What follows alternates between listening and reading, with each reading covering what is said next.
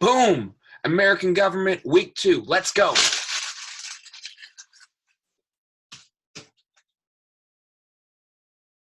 I didn't make that in the trash. All right, people, how we doing? Hope everybody had a good weekend. I hope you might have watched my mindset video. I hope that maybe motivated some of you to get up and get some work done this week. All right. So week 2 government. I hope the economics part went well last week. I wish we would have been able to talk about that in class. That's pretty technical, can get pretty confusing. That's why a lot of people struggle with economics or with money. It's because it's not an easy concept. Maybe, hopefully, we will see each other back in May. If you've heard, the governor's now extended schools to be closed through May 1st. So if we come back in May, we'll talk about economics, and I'll get you guys to a point where you feel knowledgeable about the subject. But this week, we only have one lesson, which is good. Foreign policy. And you guys should all be cool with that. We talked about foreign policy before the COVID crisis. So hopefully some of you remember about it. All right. So foreign policy, something, if it's foreign, it's not from here. A foreign country is another country, like China or Africa. Domestic, if you remember, refers to things happening at home. Domestic policy, laws and regulations for America.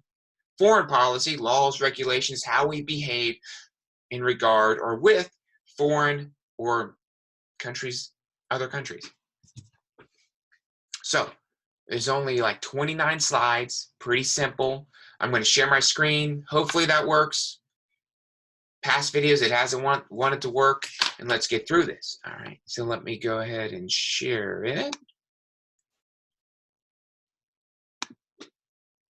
Let's see if it works. Boom. Alrighty, foreign policy. Move that. Don't forget the toolbar on the left, whether it has notes or dictionary or read aloud, translation, highlighting. It has so many things, and at the top, the layout and table of contents, essentially. Don't forget to use that. That's very, very valuable. Those are very, very useful and valuable tools. All right, so jumping into foreign policy. Remember, we've already reviewed this in class, so this shouldn't be too difficult for us to understand. So international relations is a concept that has gone back to the founding or from the very beginning of life as we know it. Even cavemen had different tribes. They interacted with each other, and that would have been a form of, you could say, relations or international relations between different groups, right? Diplomacy between caveman groups.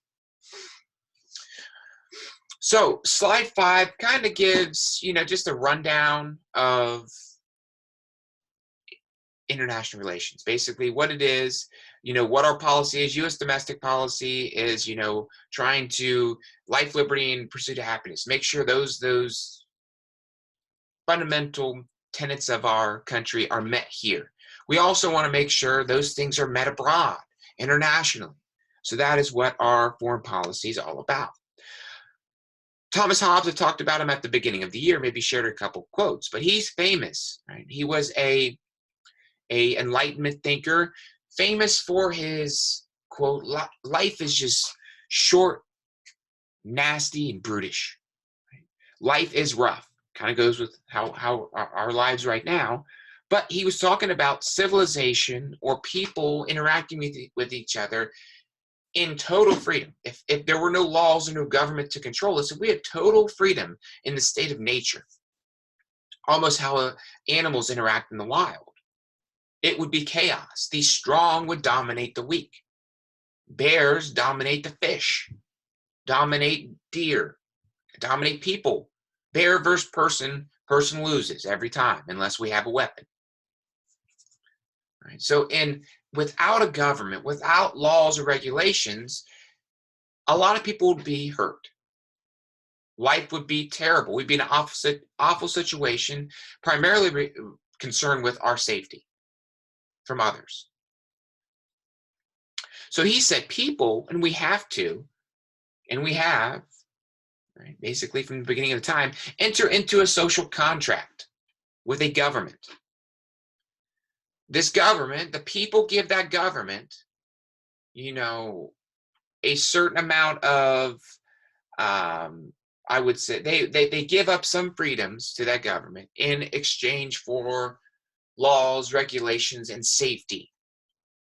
So that government has the responsibility given to it by the people to protect the people and make sure life runs smoothly. That's what our government's doing today, or trying to do with this virus. They're trying to protect us, and we give up some of our rights. We have given up the kind of rights they can order us to stay inside. That's a right we give up, but hopefully we stay safe. That's domestically. That ain't internationally, as you probably have seen, and you should know. International affairs, on the other hand, is the wild, wild west. It operates in very different waters, per se. Right? No higher authority. There is no president of the world. Right? No higher authority exists to regulate relations between nation states or countries. The international system resembles Hobbes' vision of basically the state of nature, right? If we think about the animal kingdom, that is what the international world is like, right? We have terrorists, we have pirates, right? We have atomic bombs, countries that are threatening other countries with atomic bombs. It's the wild, wild west out there, people. So international relations and foreign policy is how we try to navigate those, risky waters, navigate the wild, wild west to make it a better place, better world for everybody. And make sure it doesn't end, as Hobbes says, in a nasty, brutish, and short way. All right, jumping on to, what is the next slide I have? So slide 7 is talking about diplomacy. We have diplomats that go to countries, okay? Last paragraph on slide 7, one of the oldest and most basic aspects of international law comes in the right of legation. The right of legation gives all countries the right to send and receive diplomatic representatives. A nation that agrees to receive the diplomatic representative of another nation indicates that it recognizes the legitimacy of another nation's government. Okay, I spoke really fast. Basically, if we send an ambassador or diplomat to Japan, Japan recognizes the United States as a nation, as a legitimate government, and as a friend, most likely, okay? So we send our diplomats everywhere. That's a common thing to do with developed nations, and that is one way foreign policy is completed. War is the thing we try to avoid through foreign policy, but wars are really difficult to avoid. Remember, slide 8 talks about the Senate's responsibilities. The Senate negotiates all treaties. Not negotiates, the president does that. They ratify all treaties. That is their responsibility. The legislative branch also has to do work with war. They have to declare war. They're the only branch that can declare war. The president can ask for it or advise it, but the Senate has to, or not the Senate, but the legislative branch has to declare it. All right, so people have said there needs to be, slide 9 talks about there needs to be regulations for when you can have a war, right? Which seems kind of silly. But Geneva Convention, they've come up with a set of parameters or guidelines that has to be tried before war can start. So the war must confront a real and certain danger. Hitler was a danger to everybody. Okay, only a proper authority and a government can wage war. All right, so we can't have a group within the country or the United States wage war if they're not the government. So no other group, small civilian group, they cannot wage war. All peaceful means, so negotiation, compromise, consensus building, all of those things, tactics, have to be used and they have to fail before war can be okay. So we have to try to settle it peacefully first. The war must be fought with the correct intention, so we can't be fighting a war to get oil or to get gold or to get diamonds. We have to be fighting the war for a higher purpose, to help people or to stop an evil person like Hitler. All right, the good accomplished by the war always must outweigh the negative, or the damage caused by it, which is a very hard thing to quantify or measure, because if one person dies, was the war worth it? Right? So that's something that our politicians wrestle with every day, those decisions. All right, moving on. So for, in light of, YouTube video time, I'm not going to talk about every single thing, but I want you to, I want to highlight the important parts. The first question there about chemical or biological weapons, give that a thought, go through that, give a really constructive answer there, please.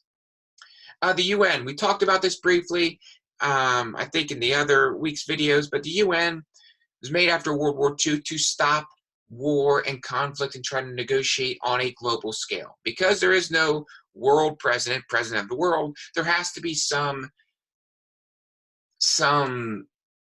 group that tries to mediate conflicts, and that's what the UN does. They struggle a lot of times because they don't have a lot of power. They don't have teeth. Really, they have troops, but it's difficult to get those troops used. So we'll talk about that here. So the UN, and I think I wrote down here. So the UN, where is this?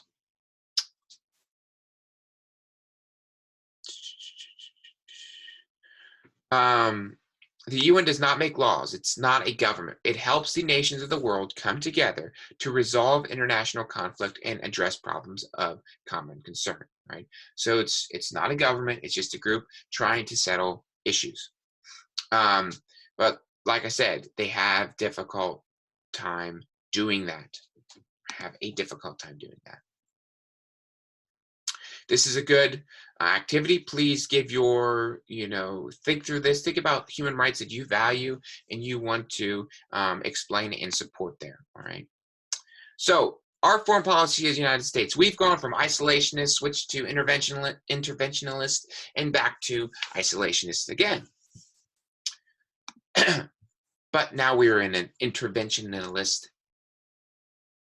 phase. So up until really 1900, the United States was, or 1898, was pretty isolationist, which means we tried to stay out of issues. That was George Washington's advice. And, as all his other advice, we just ignored it, like political parties and stuff like that. Slide 15 has a really, really, really, really, really good timeline that shows key foreign policy events the United States has taken on. So the Monroe Doctrine, that was something that James Monroe came up with that basically said any area in the North American or Americas is not open for colonization anymore. After Mexico got their independence and other Latin American countries were like, no more, we are going to defend this part of the world. No one's going to come over here and take any of this land. So that was I would say, interventionalist. We're not trying to isolate ourselves. Then we turn to kind of go to isolationist. There isn't really that many issues other than the U.S. Civil War. Between that and 1898, we have the Spanish-American War and imperialism. That's when imperialism starts to increase, and we become a little bit more interventionalist. World War I, we tried to be isolationist until, Germany kept sinking our ships and we had to join the war. And the Zimmerman Note, Lusitania, all that stuff. So that is when we went into that interventionalist setting. World War II, we tried to be isolationists again. We tried to stay out of it. The war had been on for 2 years before Pearl Harbor. It started in 1931. Pearl Harbor happened in 1941. That's what catapulted us into it. And after that, the Cold War started, and it's been interventionalist basically ever since. Between Vietnam War, Iran crisis, Somalia issues, September 11th, we were going war in Iraq, Afghanistan, all of that stuff, right? So it's only kind of gone downhill. This next activity, read through it, all right? Take it serious. So basically trace U.S. transition from isolationism to intervention across numerous global events. So you're going to look at those events and basically analyze them and write about them. So making foreign policy. This section is talking about a lot of stuff we talked about in class. What branches of government are involved in making foreign policy? The executive branch. The executive branch is basically, it leads and executes foreign policy, right? We talked about how the president is in charge of negotiating with other countries, negotiating treaties, all that good stuff, directing the armed forces, works with the Joint Chiefs of Staff, the National Security Council, right, Department of Defense, all of these executive institutions work with the president to make sure that our foreign policy is on point.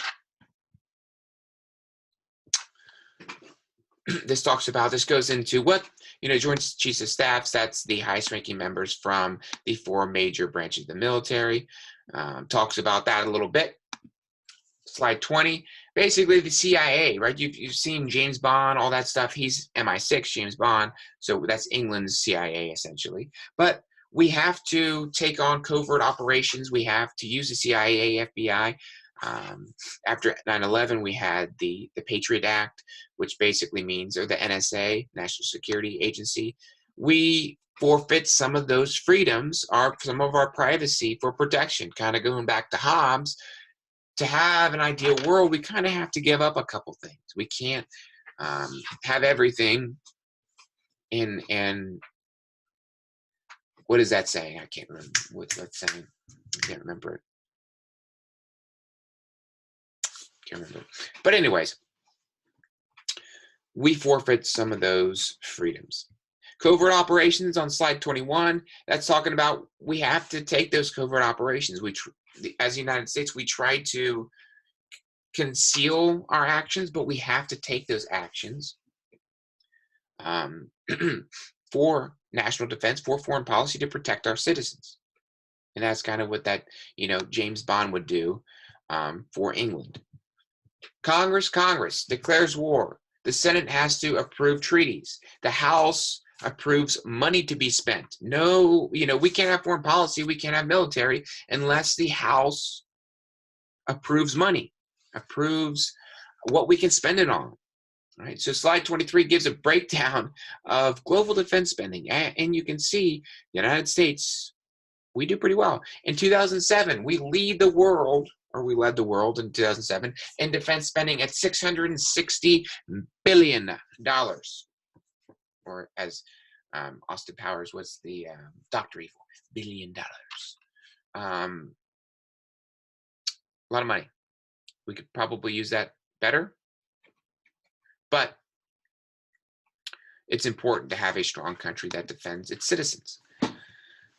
The War Powers Act was passed in 1973. This is on slide 24. That kind of reduced the power of the executive branch due to abuses and issues coming from the Vietnam War. Congress wanted to restrict what the president can do in regard to foreign policy and wars in general. Slide 25 is a good video, very interactive, good video. And that is it, my people. So international relations, I'm going to go back. I'm going to stop my screen share. So international relations is something that I really enjoy, something that I had a great time doing in college and learning about. I had a great professor, kind of like almost a mentor and almost role model to me. Very relatively young professor. He was in his 30s, but I mean, he was honestly the smartest person I've ever met. He had a bachelor's degree from the University of Toronto. His master's was from Yale. His doctorate was from Cambridge in England. Then after his doctorate, he worked at the London School of Economics for both economics and political science. He's a straight up genius. He studied in South Sudan and Kenya. Was a great guy, very smart, great teacher, but he taught me a lot. I had a couple panic attacks in his class, but he taught me a lot about international relations, and he really piqued my interest. I think my final exam for him, my final paper was 19 pages. Had a panic attack writing that, but it all worked out and I learned a lot. So some of you, if you have interest in international relations or foreign policy, this interests you, there are a lot of college classes and post-secondary options for you to explore that will allow you to learn more about that topic and maybe take that on as a career. So once again, if you have any questions, comments, concerns, email me, check out my website, check out you're obviously on my YouTube channel, but get your work done. Let me know if you have questions and have a great week, my people.